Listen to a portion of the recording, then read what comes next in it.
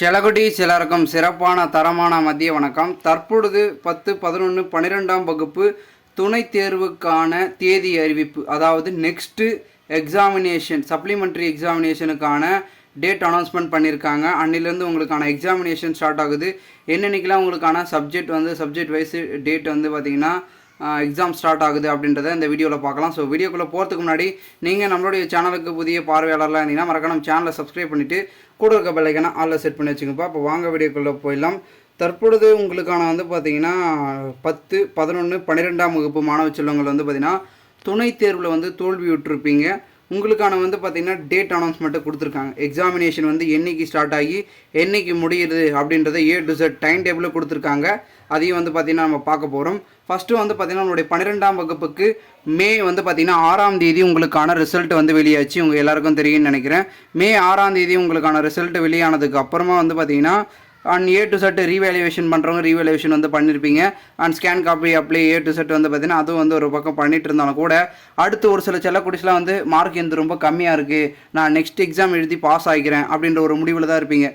12ஆம் வகுப்பாக இருக்கட்டும், 10ஆம் வகுப்பாக இருக்கட்டும், இல்லை 12ஆம் வகுப்பு, 11ஆம் வகுப்பு, எல்லா வகுப்புக்கும். ஸோ ஃபஸ்ட்டு வந்து பார்த்திங்கன்னா 12ஆம் வகுப்புக்கு வந்து சப்ளிமெண்ட்ரி எக்ஸாமினேஷன் எப்போ ஸ்டார்ட் ஆகுதுன்னா ஜூன்லேருந்து ஜூலை. ஓகேங்களா, 2024 ஜூன்லேருந்து ஜூலை.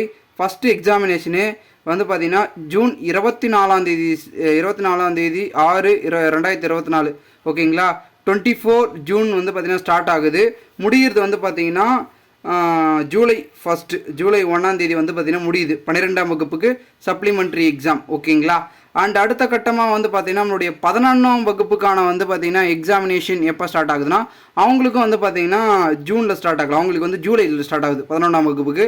11ஆம் வகுப்புக்கு பொறுத்த வரைக்கும் ஜூலை 2ஆம் தேதி ஸ்டார்ட் ஆகி ஜூலை 9ஆம் தேதிக்குள்ளே அவங்களுக்கான வந்து பார்த்திங்கன்னா தேர்வுகளும் முடிந்தது. சப்ளிமெண்ட்ரி எக்ஸாமு இதுக்குள்ளே முடிஞ்சிருது. ஓகேங்களா, மேலும் மாணவ செல்வங்கள் ரொம்பலாம் வந்து பார்த்திங்கன்னா ரொம்ப அதிகமாக நாட்கள் போயிடுச்சுன்னா நிறைய பேர் ஸ்கூல்ஸ் வந்து பார்த்திங்கன்னா 12th போய் கண்டினியூ பண்ணோம்.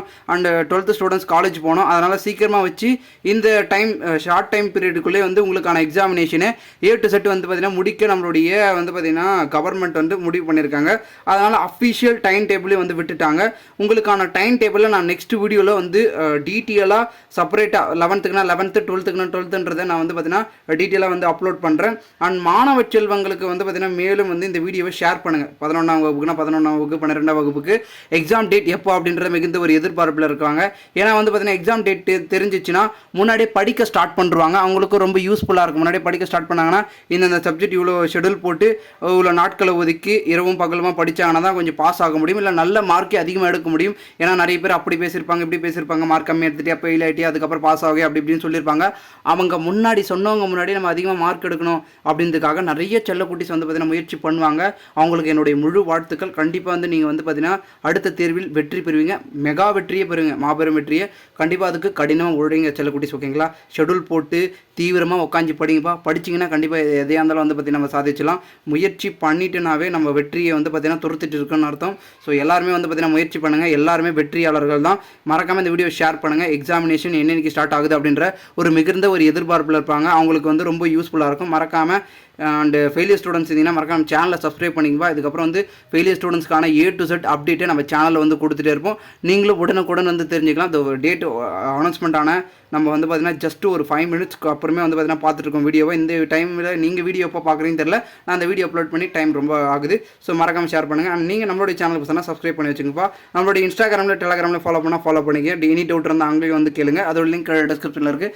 ஓகே செல்லக்குட்டீஸ், பாய், டேக் கேர்.